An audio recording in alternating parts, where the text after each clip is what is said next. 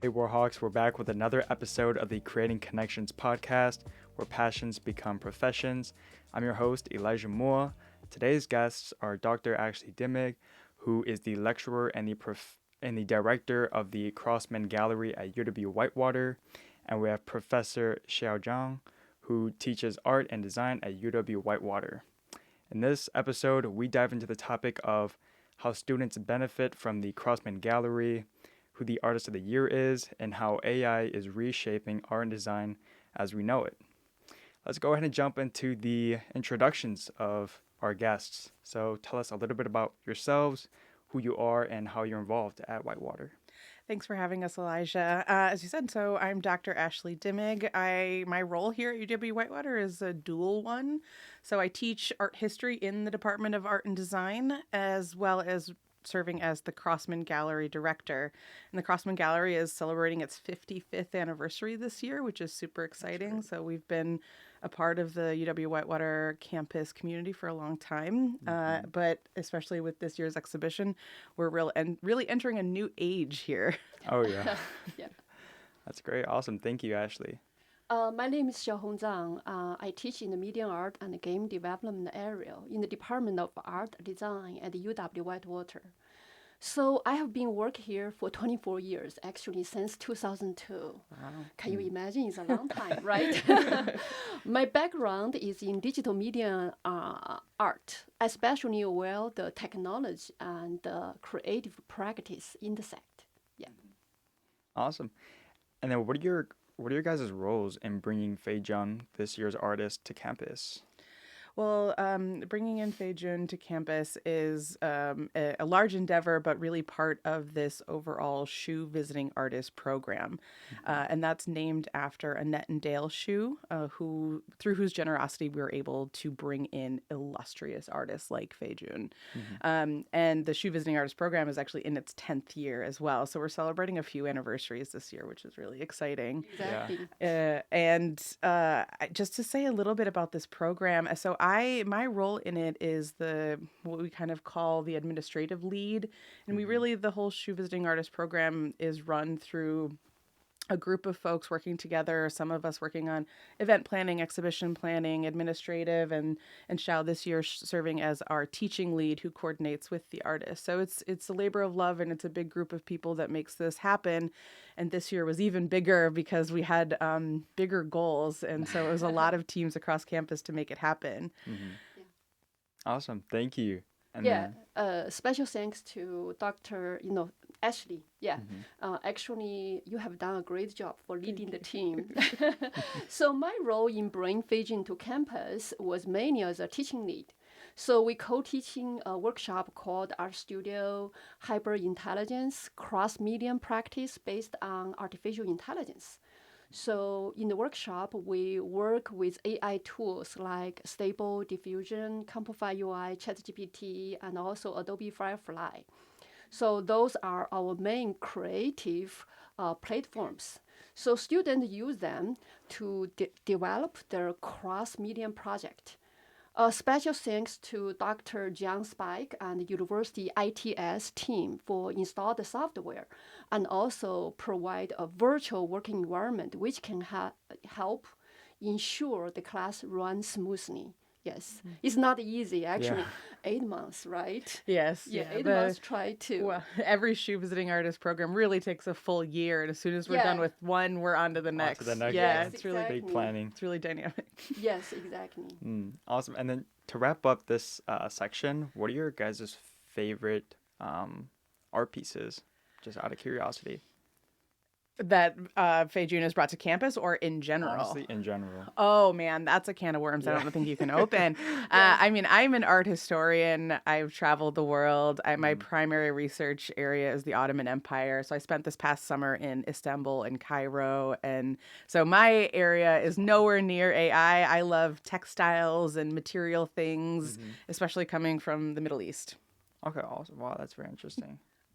For me, I think it's Beijing Opera. The reason is as Asian culture, I grow by seeing the Asian opera. So I fully understand, what the, concept behind. So hopefully, I even tell my students, if we can side by side to put Beijing opera, and as well help students understand the work better. So unfortunately, we can explain, the whole motion capture, try to capture actor or actress performance about the Beijing opera. So I feel like it's a very interesting piece for me. Yeah. Yeah. Thank you for sharing that. Let's talk about the Visiting Art Program. What exactly is this program? Yeah, this is a really fantastic thing that has been going on, as I said, at Whitewater for 10 years now, all due to really Annette Hsu and her husband Dale. Annette was a student here back in the 60s. She graduated in 1971, and in her time here, I can't remember what major she started at, but she got into the arts because her art appreciation teacher brought some famous artists to campus. So at the time, it was pop artists Wayne Thiebaud and Roy Lichtenstein. And it just, as she said, it gave her a wow moment, an aha moment, being able to work with these really famous artists. And then later in life, that she and her husband were lucky enough and financially successful enough to, and gregarious enough to donate over $1 million and continuing to fund us year after year so that all UW-Whitewater students, generation after generation, in perpetuity, can have that kind of aha experience with famous artists. So every year we bring in somebody different. I just in my handful of years here, we've had Della Wells, Christina Cordova, Melanie Talmadge Saenz, working in all different media, so collage work, clay, porcupine quills, and now this year AI. So it's something different every year, which is really exciting. And so we have students who've taken the Hsu Visiting Artist Workshop for all 4 years of their college education and getting exposed to new ideas and new media and new ways of making and thinking year after year, which is super cool. Yeah. Wow. So what do students get from meeting an artist that they can't get from a classroom, from these workshops? How? I think that depends on the artist too. I mean, this year, talking about technology and even ethics and intellectual property, that's entirely different than, a couple years ago thinking about indigeneity and the relationships between humans and the land, or last year thinking about clay and our bodies and movement. So it's enriching in so many different ways, year after year. But yeah, this year I think really has brought us to a new level, especially in terms of the virtual and digital arts, which is not my area of expertise, but I have learned a lot, if I can say that. Yeah. I learned a lot also. Also, Yeah. that's the whole point. So, Yeah. You said every year there's been a different artist and their style has been different. What was last year's artist like? What was involved? Last year we brought in Christina Cordova. She is a Puerto Rican American artist who works in primarily clay, and she makes these just absolutely stunning, in some ways hyper realistic, in some ways kind of almost surrealistic clay sculptures, and the students in the gallery last year were working with clay and things were getting dirty and physical and messy, right? Which is an entirely different experience than working with AI, right? So that's why I say it's wildly different each year, and we're just starting talks of what next year might bring. So we'll have to stay tuned. Yeah, like I said, Definitely. it never stops. I'm very excited to hear about next year's artist. So this year's artist is Fei Jun. What are the exhibitions, workshops, and talks that he's giving that students should be expecting? Yeah, he like every year is different, as I said, but some of the mainstays of the Hsu Visiting Artist program are the exhibition, a workshop, and a public event. So the exhibition is I kind of put on my other hat, right? So I'm the Hsu admin lead, but then I'm also the director of the Crossman Gallery. So working with Fei Jun and his team to install the exhibition, which is a tour de force. We're talking massive, large-scale digital projections, one of which is actually interactive and can sense people's movements in the gallery. And we've already had, the exhibition just opened Monday.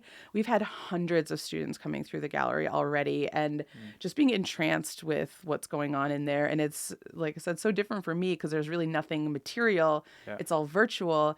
But that means we also had to upgrade all of our equipment. And this is where we really had to rely on teams across campus. Roberta's Art Gallery lent us some equipment. Ben Smith at the UC and his team have been fantastic bringing the equipment, installing it, working with facilities folks. Like I said, it's been really so many teams collaborating to make this exhibition happen. And it was really cool. It's like you can only imagine it. And then once you see it real in person, it changes everything. Yeah. Then there's the Shoe Visiting Artist Workshop, which I'll let Xiao talk about. But the last component is the public event. And that's next week, Thursday, March 5th at 6 p.m. Fei Jun will be talking to the public. It's open to everyone, free. That he'll be talking about his work for about an hour. And then after which we'll have a reception with food and everyone can mix and mingle, listen to music, check out the exhibition, and talk to the artist. Awesome. What has been the most difficult part about working and organizing this event and workshop? For me, Yeah, for you. so I typically work with art prior to 1900. So for me, learning the lingo of the technology has been a huge learning curve and trying to figure out what we're talking about in any given meeting. But that's where collaboration is really key and leaning on the expertise of everyone on the team to make it all happen. Mm-hmm. How about you, Professor Xiao? So what has been your most difficult part about working or like organizing the event and workshop? Actually, I have two challenges. The first is different time zone because we have 14 hours gap between Wisconsin and Beijing. So Wisconsin is 14 hours behind. Because of that, we have to offer the workshop during the light time. So which can be very difficult to our students. Some students have like off-campus job. So this is number one. Number two is our students have so limited understanding of AI. So their AI knowledge is very foundation. So that's the reason we don't fully achieve our original goal or our plan. Because we have to spend extra time to explain the core concept and the basic tools. But we still cover some advanced technology.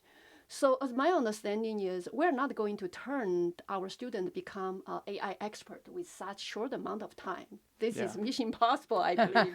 So however, I feel like, the whole workshop and artist work will open their mind to the new technology as well as new ways of thinking. So that's the reason I think is mean to a spark of exploration and inspire them to continue learning and experience. Yes. I love the way you put that because the tagline for the Shoe Visiting Artist program is fostering the spark. Yes.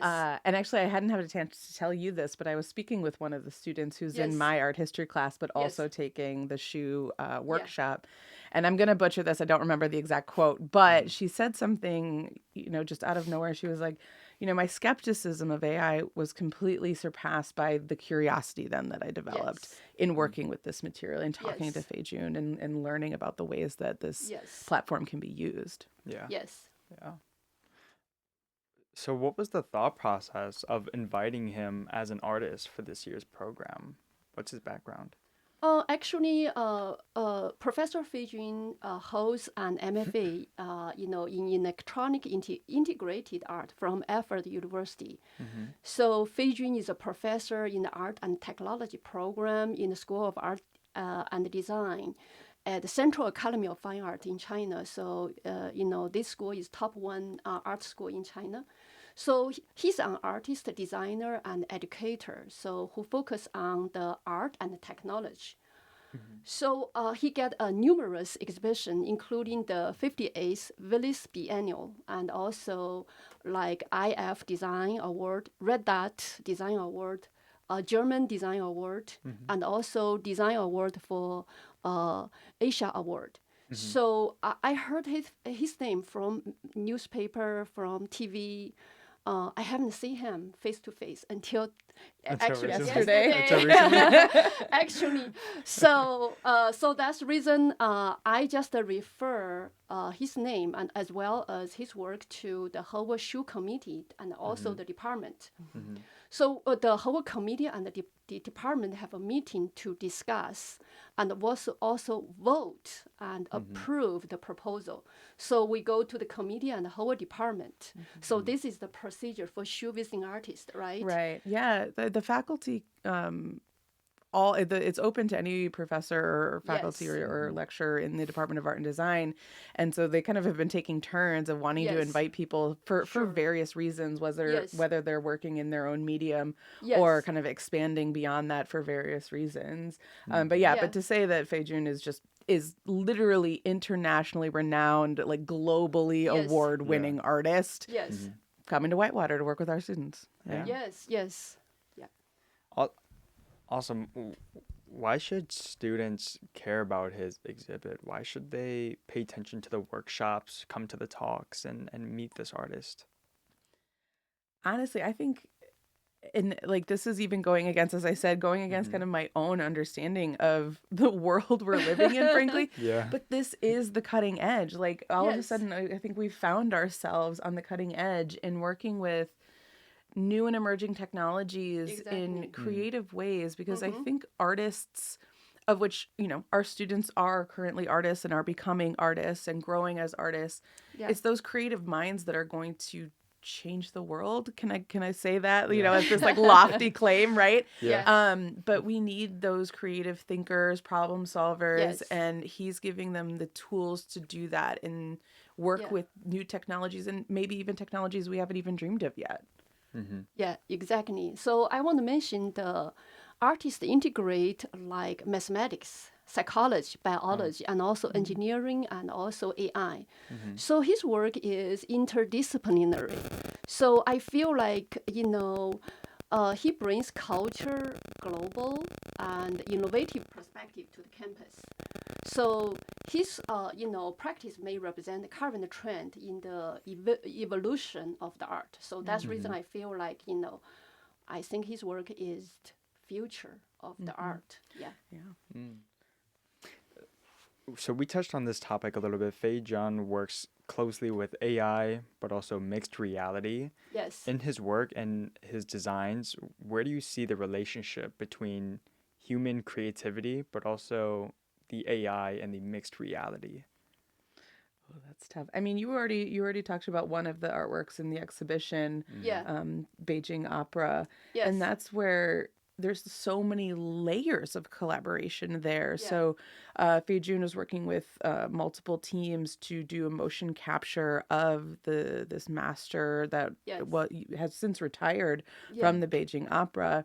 And so in some ways it's like this virtual Yeah. history in motion that becomes a digital sculpture that can be transported across the world, right? And then Yeah. so it's like these physical arts, motion arts, visual arts, technology, all Yeah. coming together in one. Yes, I do talk with Fei Jun personally regarding how you feel about the AI. And he said AI is a collaborator. It's my first time to say collaborator. So I think it's not a replacement of human, I think, thinking, right? Yeah. So when AI become a conceptual mirror and we think about all generative assistance, all spark for inspiration is going to expand humans' imagination rather than replacing it. So I feel like if authorship remains human, and then the vision, remains human. Yeah. Oh, that's really good. Yeah. I like the way that you said that. Yes. Yeah. Thank you. You both come from different backgrounds. How is AI changing the art and design industry? I want to start with you, Ashley. Oh, changing the art and perspective. design industry. That's tough. I mean, I'm really coming at this as an art historian, and I know friends and colleagues have talked in various ways about how they are using or aren't using AI and how it's getting incorporated into classrooms. And it's one of these things like we weren't trained on it, right? And so like we're playing catch up as professors, as teachers, in how to engage with it. But I also am a museum professional, so I can also see ways that AI can help us work through problems like, and this is me going kind of further afield here, thinking of provenance issues where we're dealing with repatriation of stolen artworks and tracking locations and things like that. I could definitely see these advanced technologies being used to our benefit in the care of collections, as well as obviously in the creation of art. Yeah. Yeah, my background is media art and game development. So that's reason, using AI is a trend. Professor Fei Jun, as well as many other AI artists, there is a very famous AI artist in US. It's like Reshaping Anadol, and they use AR, VR, and AI to create immersive art and also installation. So I feel like learning AI is become future trend in my teaching area.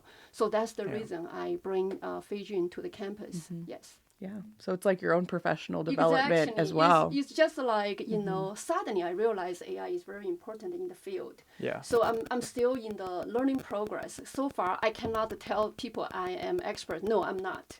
So I'm learning. Can anyone be an expert in a technology that changes so rapidly? Yeah. I don't know.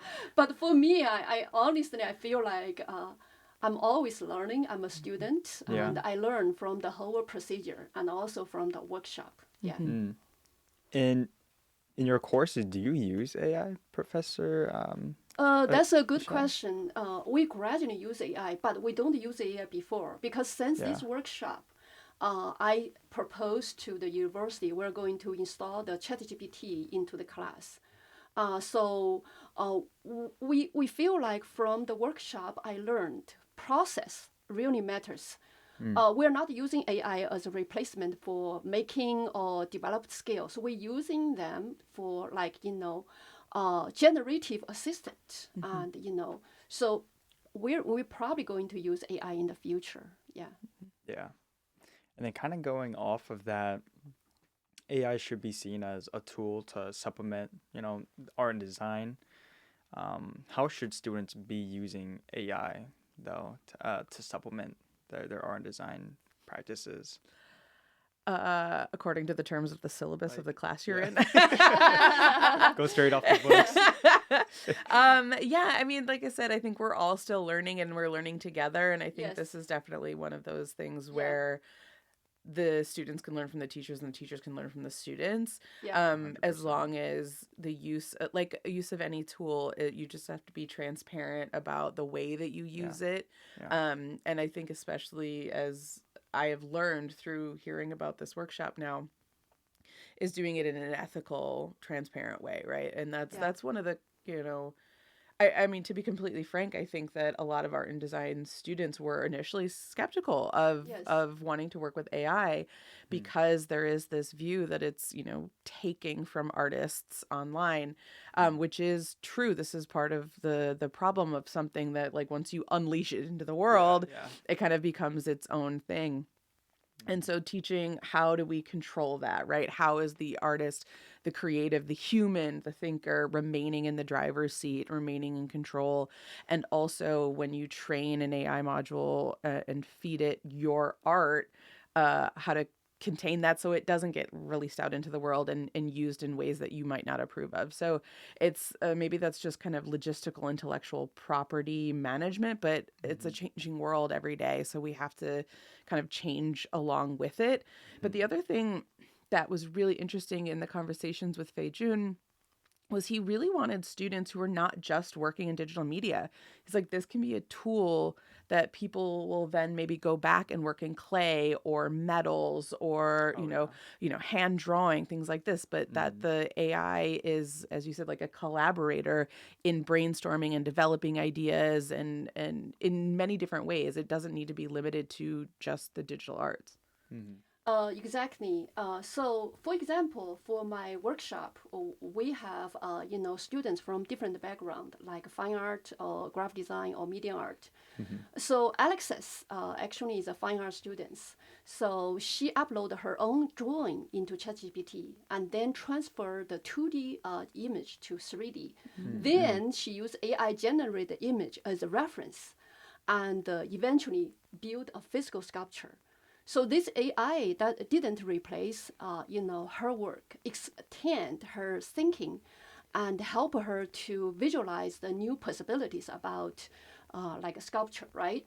So I think hope is a lot of students. Hope start use, her own digital photo, and then she just, insert photo into the AI and create abstract varieties based on her original image. So again, I would say the core material was hers. It's not like AI produced.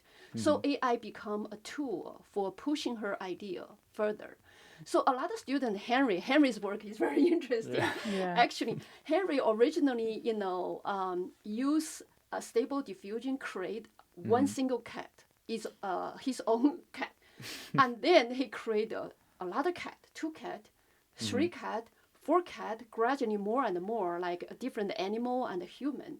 Suddenly, I feel like, the whole image is very interesting from compositional and also from variation part. So that's the reason, he turned out with amazing piece, right?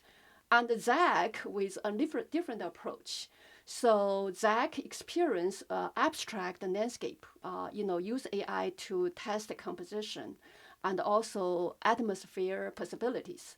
So that's the reason conclusion is like, I don't think AI, is doing the, creative thinking for students. I just feel it's part of dialogue. And also students are making the decision, not AI making the decision. And the students polish or refine the output and also translate the digital experimentals into physical or conceptual outcome. So for me, I think AI should supplement the student thinking, not substitute it. So it should expand the creative process, right? Of course, I don't think they're going to replace the foundational skills, like, fine art skills, hand-on practical skills. So this is art and design education are built on. I don't think AI is going to replace the foundational skill. But I feel like foundational skills are always the foundation for the AI. Because if you don't have foundation skill, how you have good eyes to know which is good work, which is bad work, how you're going to make a choice, how you make a creation. Yeah, I mean, that's true in art making as well as in writing and scholarship and everything. I think that could be really applied broadly. I do want to mention, too, since you did talk about several of the student artists who are working on their projects right now. So this first week of the exhibition is just Fei Jun's work, but the exhibition, as it does every year with the Shoe Visiting Artists program, evolves. And so next week we will be adding to the gallery the work that the students accomplished in the workshop. So the exhibition will continue to evolve. And so for that March 5th event, it will be fully fleshed out in the gallery and bringing together our students' work with this international artist. Yeah, you got to come check it out. Yes. And you said you're updating that next week? Yep. It'll be done by the time of our March 5th event. Okay, that sounds very fun. We're pretty much nearing the end of this podcast. This is an interesting dynamic and panel. We have sort of like a throwback to the past, but also a little bit present art. How is it catching up to, I guess, the AI or the digital age, having that background of history and art? Well, it's one of those things where, like, logistically, I think, we can be, and I speak broadly about museums and collections management and all that stuff. Those things can be slow to change, but I don't think that should make us scared to experiment, and iterate and think about new ways of engagement. As a historian, I can see that history is cyclical. When you have that depth of history, of knowledge of the past, you can start to see that even the things that are new, there are new technologies. So in one of my art history classes, we read Walter Benjamin's article called The Work of Art in the Age of Mechanical Reproduction. Now, that article is 90 years old, but he is expressing so much anxiety about how this brand new medium, photography, will change art. Yeah. And when students read it now, they're like, wait a minute, this is how we're talking about AI now. Yeah. So at the same time, there's the new, but the new is always rooted in the past. Exactly. Yes. Interesting point. Well, everyone, these have been your guests, Dr. Dimmig and Professor Xiao. How can students get a hold of you? Contact info? Oh, yeah. I mean, come to the Crossman Gallery. The Crossman Gallery also, Crossman Gallery at uw.edu. We have an Instagram page. We have a Facebook page. My staff keeps asking for a TikTok. We'll see. I would love to see that. I would love to see that. Yeah, please follow us on the socials. Reach out anytime via email. And please do join us for the March 5th event right by the Crossman Gallery. Like I said, it's free and open to everyone at 6 p.m. Awesome. Actually, you can find my information, my email, my phone from website. And also, I'm college master advisor. I have a meeting with like incoming freshmen, and also we have student advising. So there are plenty of ways you can find me. So generally, I receive email from students regarding a job reference or question about class, career, or advising. So definitely, I do welcome students to contact me regarding anything regarding curriculum, job, and the future. Yes. Yeah. Awesome. Check out Fei Jun's artwork in the Crossman Gallery and reach out to Dr. Dimmig for more information. Thank you for tuning in, and we'll see you all in the next Creating Connections episode. Bye, Warhawks.